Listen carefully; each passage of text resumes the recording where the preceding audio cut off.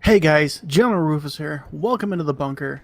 We're playing Dark Souls Remastered again, and as you can see, I've changed things up a bit since the last video.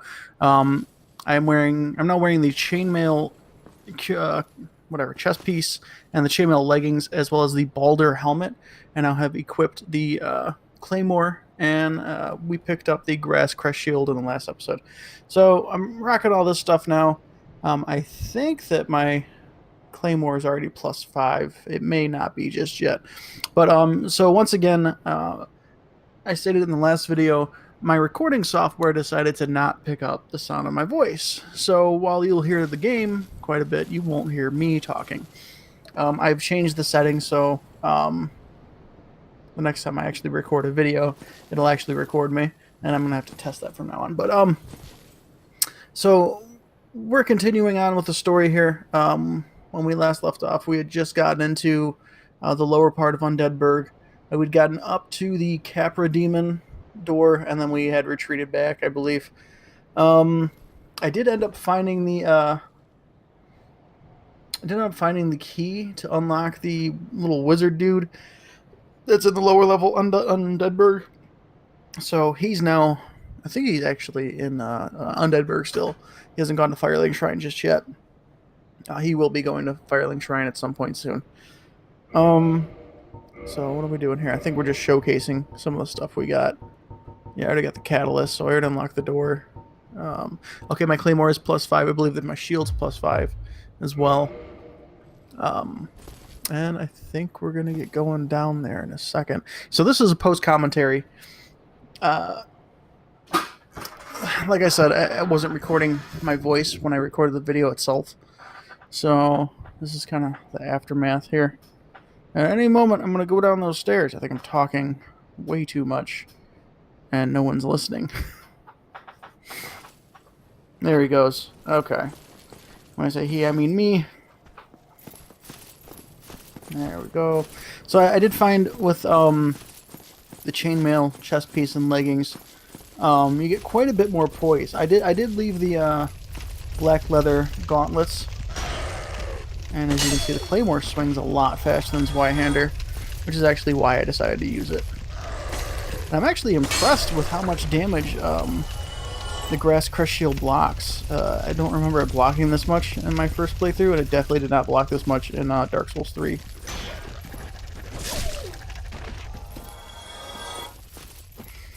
So I think I'm showing you that I opened the door, and I'm surprised. Yeah, surprised that he was still there. I think I ended up talking to him. Oh, hello. I have my sorcery. Besides, yeah. I have an important... Alright. Come on, buddy. Let's go. I think I'm... there were items over here. One of the barrels was holding that dead body that you see on the floor there, and on that body there were basically that guy's outfit along with the sorcery catalyst, which I end up equipping either later this video or in the next video. Throw it into my left hand as my secondary. So now I have, I have the claymore in one hand, which doesn't one-shot these guys when you're just one-handing it. This guy just keeps doing backflips.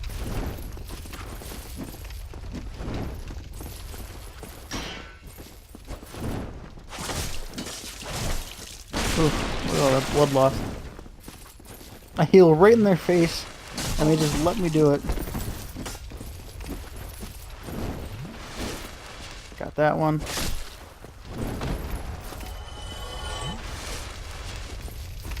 And there's a backstab. Yeah, you're not gonna walk that one off. Okay. So what am I doing? I'm showing my creepy face because I'm hollow. And yeah, there's a couple more guys up here. This will be the second time I fought him. I think the dog scared me both times, the last dog.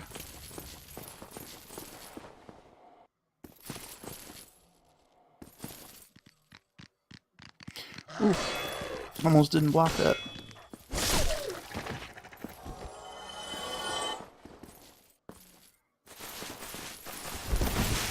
Get those guys activated, draw them out. Okay, so power attack does kill them in one shot.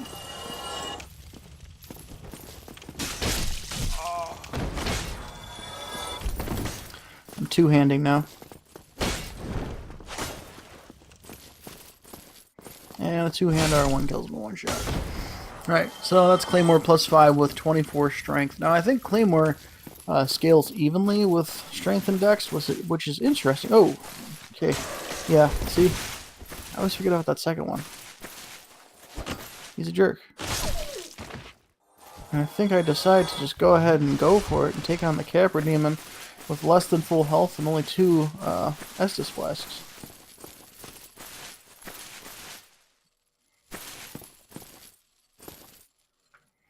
Yeah, I think I'm explaining that that's a trap down there. If you decide to skip past it, in the meantime, there are 2 bandits down there. There's the one you can see and the one that's right around the corner. So if you go straight for the one you can see, you will get kind of messed up. I like how the dog that I swung for dodged me. And that one right there on my back. Oof. Plunging attack on that one, and then he kicks me in the face as he falls off the stairs. But I make it somehow. Don't really know how. And oop. Yeah, he gets a nice shot in on me. So now I drink my last Estus Flask. And I try for a plunge.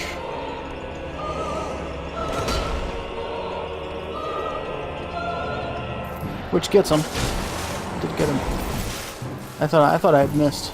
I didn't realize that it hit the first plunge. I thought that damage was done either with this plunge or and the second one gets me.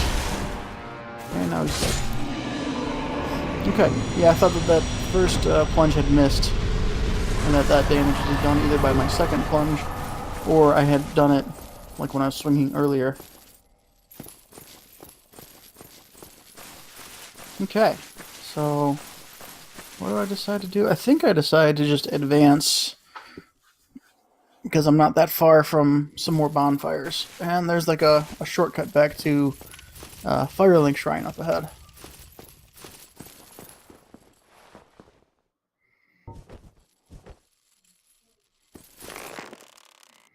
Yep, that dude just takes it and then he stands there.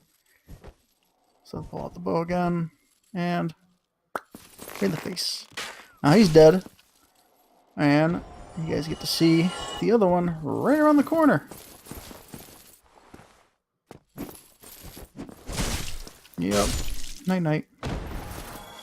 Love the Claymore.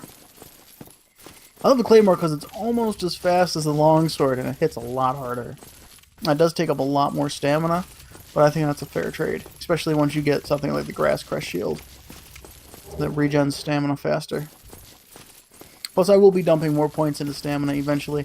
I think the point that I'm at, and I think I just made it to the bottom of Blighttown.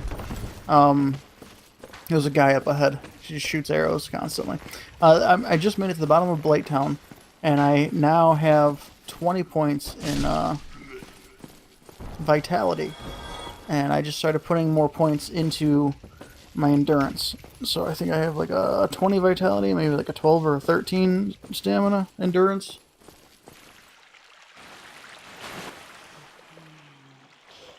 Okay, so there's this creepy, ugly face lady who's all happy to be hollow and selling mosses and shit.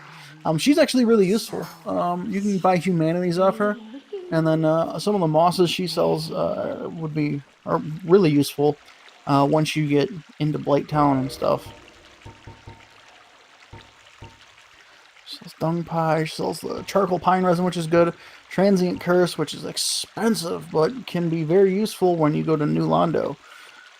So just keep that in mind. Once you finish Blighttown, New Londo's next. So you either, get your weapon like blessed or something, or you use that transient curse. I think a blessed weapon kills the ghosts. I'm not sure. I would definitely bless my weapon, just because they get the constant health regen, which is great for PvE, not so great for PvP. It's just too slow for PvP. Unless you want to do like a Games for Days survival mode, where you just kind of take on phantom after phantom.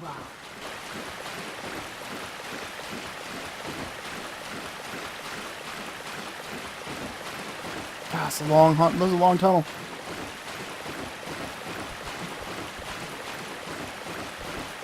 Go all the way down here and you pop this door open. And then you're right back out at the entrance to Undead Bird. And there's the giant rat at the end of the hallway. Come on. And I love the one-handed R1 from Claymore. It is a jab. The R2 is like a swing or a spin. And the running R1, I believe, is a spin, like a Zelda, Legend of Zelda effect. I kind of systematically just go one at a time, take these guys out. That dude had an item on him, I just kicked him right off the cliff. Not a backstab for some reason.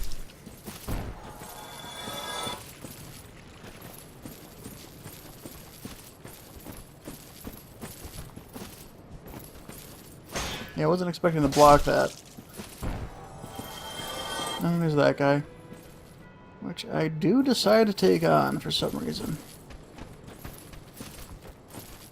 Even though all it would take is just one wrong step. And that dude's just going to pop me like 2 times, maybe 3, and then I'm done. Those guys can be tough if you don't time things right. And look at that, the sorcerer's now in Firelink Shrine. Oh, hello. So at this point, I'm talking about the Soul Arrow, which is incredibly useful, especially once you start pumping up your intelligence. So you can get Soul Arrows, the small ones, from this guy, and you get 30 uses. Now it's different from Dark Souls 3, and I don't know how Dark Souls 2 handled it, but if you pay attention, if you've been paying attention, there is no mana bar. Well then, so the mana bar originally did not exist, and you can see right there in the item's description, you got 10 for intelligence, 0 for faith, uses 30.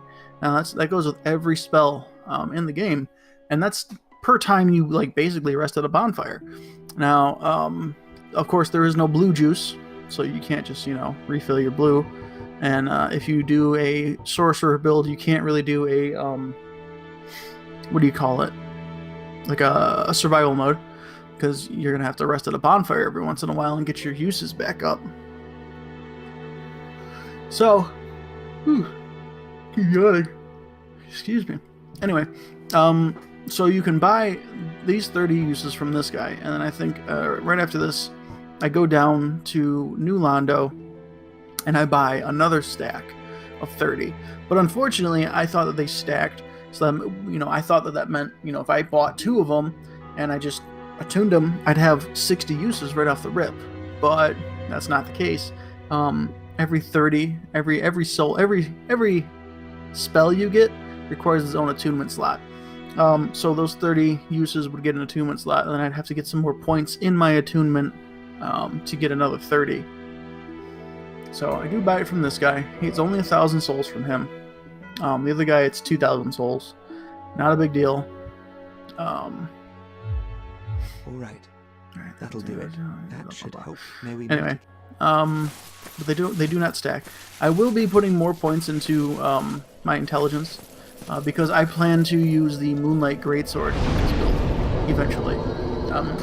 Obviously, if you've never played the game, you don't know how to get the Moonlight Greatsword. I will tell you right now. You get it from cutting off the tail of Seath, the Scaleless. He's pretty much an endgame boss. He's one of the last guys you fight. You need to fight Seath. You need to fight Nito. You need to fight the Bed of Chaos. And then once you defeat those 3 guys, then you can take on the final boss. So, in theory, you could take on Seath first of the 3, I think. But like I said, he is still basically an endgame boss. It doesn't get too much later than him. And of course, once you take on the final boss, Gwyn, you can get his Greatsword, which is basically a really powerful flaming Greatsword. It's huge. And he swings it, I think he swings it pretty much like Claymore, and I think it has a better reach, more damage. But it scales with more than just strength and dex. I think it scales with strength, dex, intelligence, and faith. So I think they get like a C in all of them. So, all these guys down here, these are all like non-combatant guys. I think as long as you kill them in one shot, they don't even bother trying to hit you. Look at this guy just chilling out. What's up, buddy? Bam. But they're all free souls. You get 24 from each of them, and they don't fight back. Well, they don't attack, at least. I think if you attack them and don't kill them in one shot, then they come after you. Well, this is unusual. You haven't lost your head. So this is the other guy, More importantly, you're free. Rickety Cricket. How on earth? He hides in his little cell here, and you can buy some spells off of him. I think he just sells the Soul Arrow and Great Soul Arrow or Heavy Soul Arrow, and then I think he has some armor or something, but not really too worried about that right now. What is it? Have you? Oh no. Don't worry. No intention of escape. It's safe here. Can't bear the thought of going hollow out there. Although, I must admit, not much to occupy myself. How about this? I could forge your weapons, albeit with rather Minimal tools, blah blah blah. I'll show you what made you. I don't know. I don't know if anything ever happens to him. Like I think he kind of makes it like to the end of the game. I don't think he's got like a storyline or anything affects him. So yeah, you can see he's got Heavy Soul Arrow and Regular Soul Arrow. I just buy the Soul Arrow because I'm trying to get them to stack, but of course they don't stack. Need another 2-minute slot. Soothe my nerves. Don't let me. Now head back up, and we're gonna basically just get all these free souls. You gotta love how the tracking or pathing is in this game.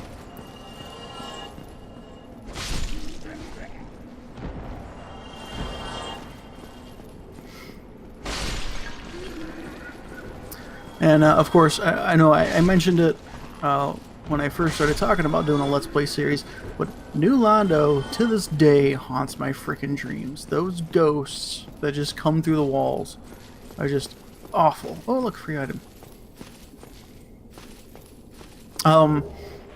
So basically, they just scare the crap out of me because they can just come through the wall.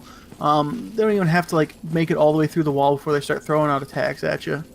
And then once you actually drain the water in New Londo, then you awaken the Dark Wraiths, which is not fun. Not fun at all. In fact, they're quite vicious.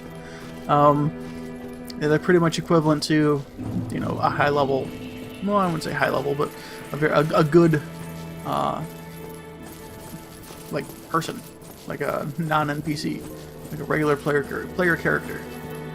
They are quick, they're evasive, they hit pretty hard. They're good. They're tough enemies. So, what am I doing? I'm looking at that guy. Talking about how he's wearing the same armor as me now. So now I attune one of my soul arrows and I equip my catalyst and I give it a test run. And some of the weak enemies over here. Now, there is a good bit of tracking on the soul arrow, though it's not great. It works, you know.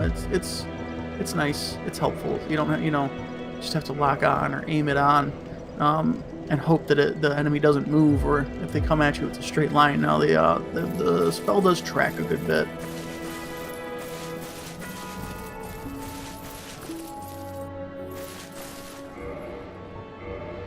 Come on. What am I doing here? There you go. Now I'm equipping the second left-hand item. I'm still wearing Havel's ring, so I have no worries of like going over my weight limit or anything like that. No fatty rolls for me. Okay, so that guy dodged it by lazily running to the right. Yeah, that's all it took. And there's this guy who I try and get before he comes down, but it's not fast enough. And there you go. See how it curved a little bit.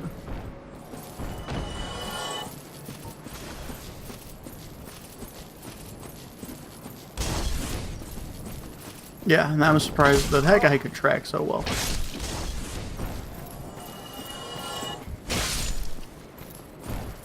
I like how I'm locked onto the guy up top and killing the guy on the bottom. Even though I originally wanted to lock onto the guy at the bottom. It was so much closer you figured I'd do it. But no. And we're going to try out the spell on this guy. Now he's got a bit more health than the regular guys. Bam, right through the shield.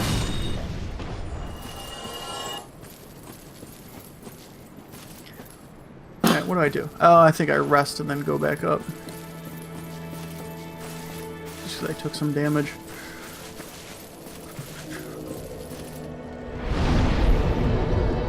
I think we go back over to what's it?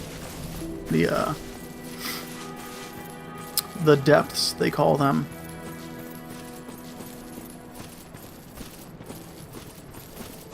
And well spaced. Very nice.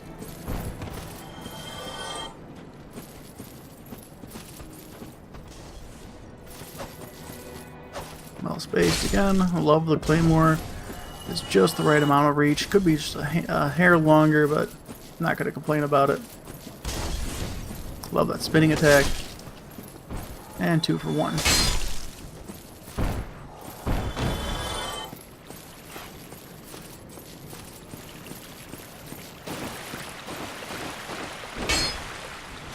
There you go, fire attack. I may have thought that I was one-handing at that point.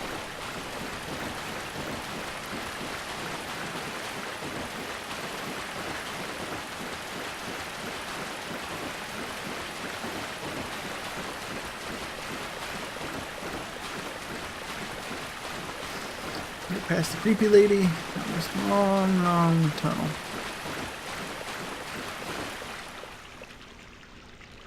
Not sure why I stopped there. I am no speedrunner, I can tell you that. And I may chop up my descent into Blighttown because of this voiceover crap. I died so many times trying to get to the bottom of Blighttown. At one point, I just tried speedrunning. I think that I ended up getting to the bottom using speedrunning. Okay, there's the depths key used. Key to the depths.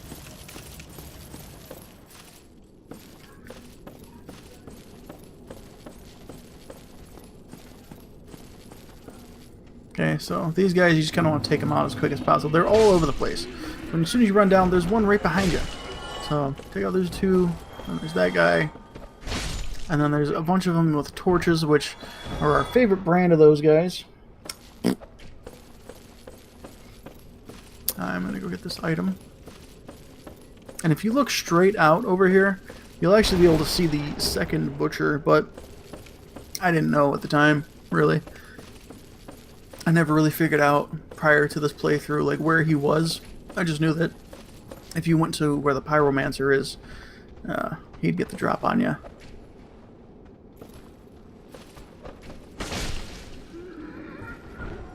Wink. Wink. Dead. Not sure what I'm doing here. Oh, the other guy's coming at me, and then he tracks over to the left. Tried to tell him to go to the right. He looked to the right for like a split second. And of course he's getting burnt. That one, well timed. Good. And I'm going to heal up. So, below us here, in that little area with the cauldron, there's the butcher, which I don't think I've really shown you that guy yet. You'll see him in a second. And a bunch of dogs. Like, he's got 2 on his level, he's got 2, like, in the lower part. Yeah, there's the butcher. There's a dog right next to him. There's a dog, like, right below me. And then, there's, like, an even lower part. There's that creeper standing there. And that has one of those creeper guys and 2 more dogs. Don't break tables. It's rude. I know this video is going to run a little long. We're already at 24 minutes. And I'm trying to shoot through the banister or whatever the hell you call this thing. The rungs, railing, whatever. And it just keeps hitting like nothing. Ridiculous, right? So we'll go down, and I think I get startled here that I wasn't expecting there to be a dog.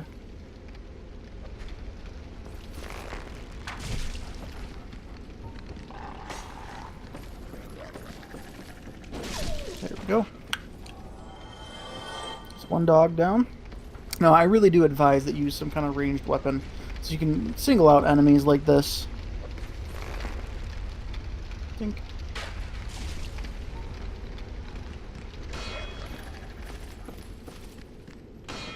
There we go. Now I'm looking around. I don't realize what's about to happen. Whoop! There's the butcher. He got mad because I killed his dogs. Now he does actually hit through my shield. It's kind of new. And you can get a backstab on him. He is kind of a beast.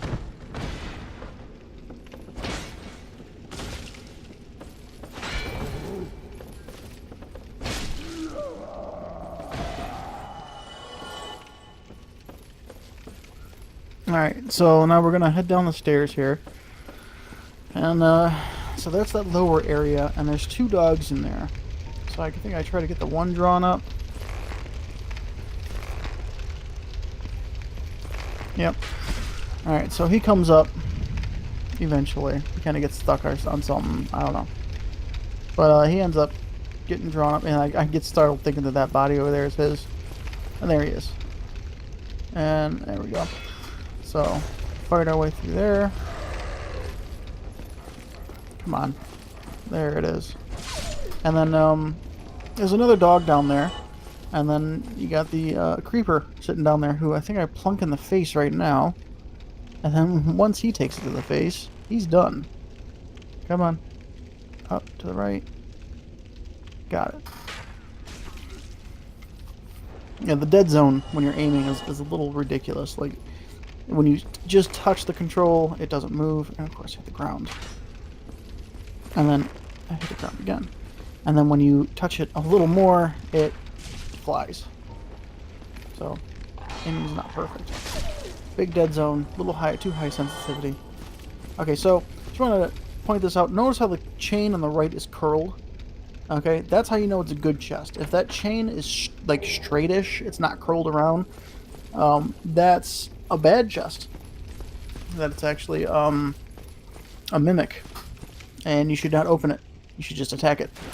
It's very easy to tell in the original Dark Souls which ones are which. I remember Dark Souls 2.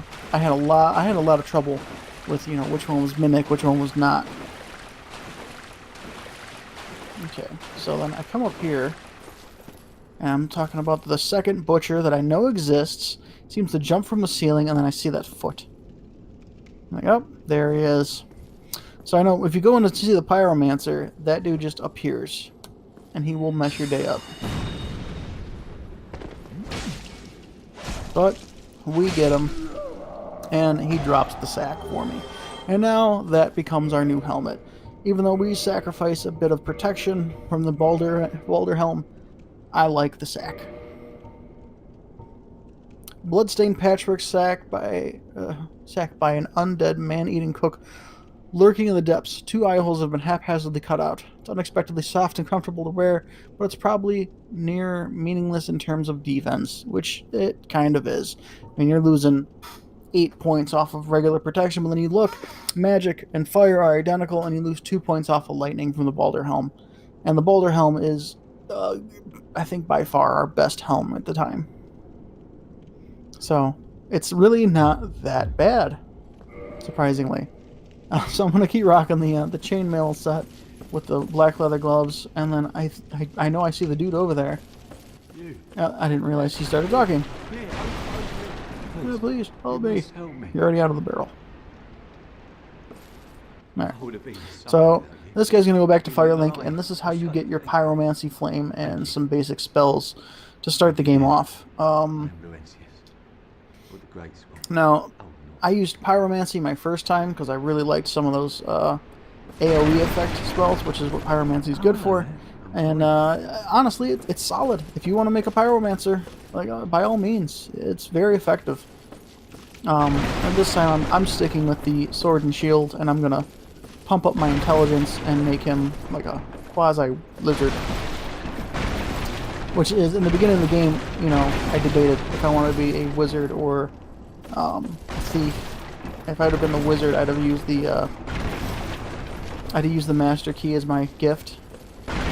But thief automatically gets the master key, and I wanted the black fire bombs so I could kill the the demon right in the beginning and get his giant unwieldy hammer, which I think you need to have like a 30 or 35, just a two-hand. Yeah, it requires like a 50 strength, which is absurd and pretty pointless to get right in the beginning. Obviously, you're not supposed to have it right in the beginning, and it's not even that good of a hammer. Like, well, even if you could wield it, like it hits hard, but anything that requires 50 strength should be hitting hard, like really hard. And as far as things that have that high of a requirement go, yeah, it's not up to snuff. So I am showing you that there's the blob of goo sitting up there on the ceiling. And go back. There you go. Now he's down. Don't let that thing land on your head because it will hurt. And it takes a lot of... it has a really high defense. They're really susceptible to fire. So if you have a fire weapon, or you are a pyromancer, those things really kind of suck. I don't know how they deal with... Oh, there's that guy who I don't lock onto, I think, this time around. Okay, yeah, I did. This time I locked onto him. The next time I see him, I don't lock onto him so good. Okay. Now the water's kind of scaring me at this point because of the way it splashes in my headset. It's like flicking all over the place. Now there is a really long hallway just up ahead with a bunch of those slug monster dudes sitting on the ceiling, and they are a pain in the ass. Come on. There it goes. See them all? Yeah. So I think I'd take a couple shots at this guy down here. Oh, missed. 62, and then I just gotta land another shot. I don't know if I landed or not. Nope, miss. There you go. Okay. So, pick that dude off, and now just run for it. Just run. Don't want them to land on your head. And get in there. And there's the bonfire. So, yeah, that's the intro to the depths. And some sorcery. We'll get more into that later on, and we'll cover the rest of the depths in the next episode, including a NPC invasion. So I'm General Rufus. This has been Dark Souls Remastered. Thanks for watching, and I'll catch you guys on the next episode.